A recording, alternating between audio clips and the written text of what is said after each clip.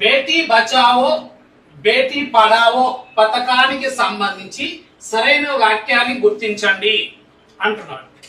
Question ఇది, దానికి ఇందులో సరైన వ్యాఖ్యానం ఏమో గుర్తించమంటున్నాడు.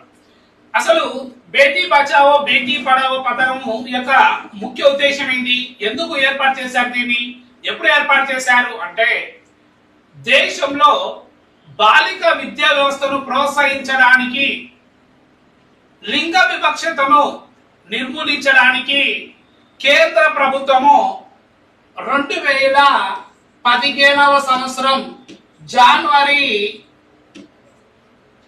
22న బేటీ బచావో బేటీ పడావో పథకాన్ని నరేంద్ర మోడీ ప్రభుత్వం ఏర్పరచడం జరిగింది.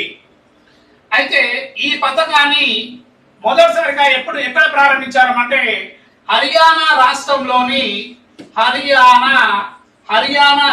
రాష్ట్రంలోని పానీపట్టు అనే ప్రదేశంలో ఈ యొక్క పథకాన్ని మొదటిసారిగా ప్రారంభించడం జరిగింది 2015 జనవరి 22న. మరి ఇక్కడ దాని ఉద్దేశం మొదలు చెప్తున్నాం, దేశంలో బాలిక విద్యా వ్యవస్థను ప్రోత్సహించడం మరియు లింగ వివక్షతను రూపుమాపడం. సో ఇక్కడ ఇచ్చినటువంటి ఆప్షన్స్ లో ఏది సరైన అంటున్నాడు. ఫస్ట్ వన్ అంటున్నాడు శిశు లింగ నిష్పత్తి క్షీణతను అరికట్టడం, ఇది కరెక్టే. మహిళా సాధికారతను ప్రోత్సహించడం, ఇది కూడా కరెక్టే. అంటే బేటీ బచావో బేటీ పడావో పథకానికి సంబంధించి రెండు కూడా స్టేట్మెంట్లు కరెక్టే.